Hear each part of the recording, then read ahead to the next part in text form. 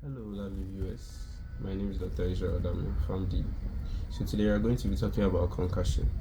So when we talk about concussion, simply put, just a blow or an injury to the head, neck, or any specific part of the body, usually disrupting the brain function, usually seen in these contact sports and the likes. So usually the symptoms that are associated with concussions are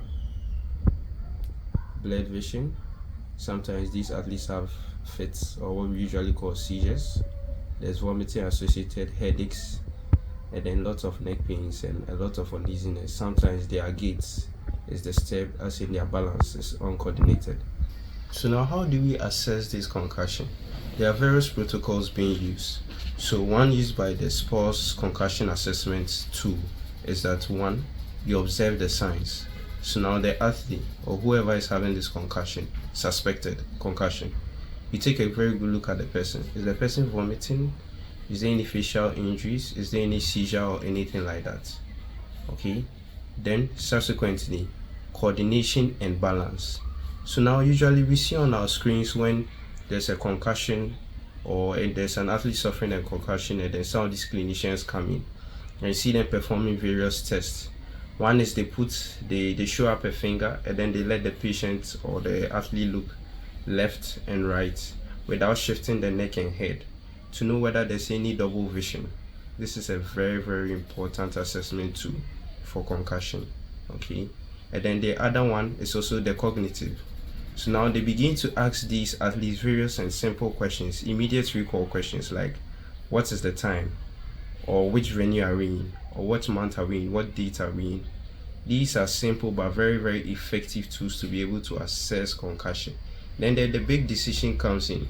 Now the clinicians will perform very simple tests, like maybe ask the patient to perform a short sprint or just to walk about to know if the patient is okay.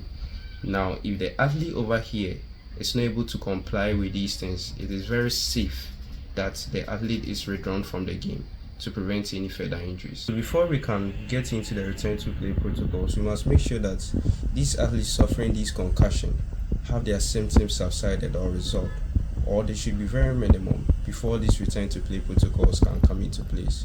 So the goal of these return to play protocols is simply that we want to make sure the athlete is returning to their optimum best when they are neurologically and physically stable. So they start with usually symptom light activities. That's what they begin with. Then we up the pace to aerobic exercises, usually with these light term exercises. Then we go to these heavy term exercises, and then we progress upwards.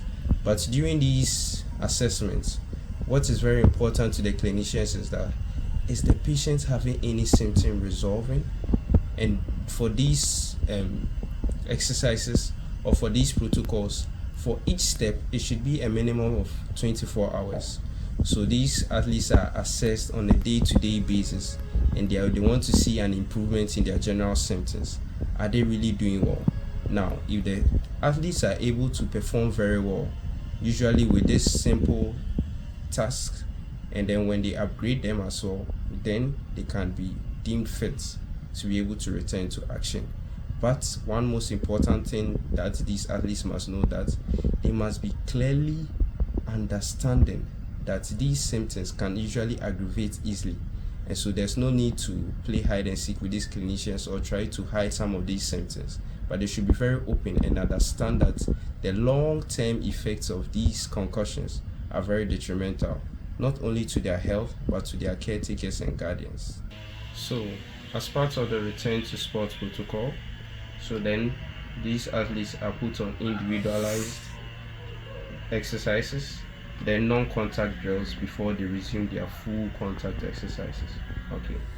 So some of the complications of untreated concussions can lead to paralysis, can lead to severe seizures, can lead to impaired speech, and a lot of mental health issues like depression and the likes.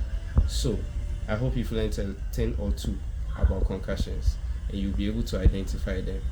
Thank you very much.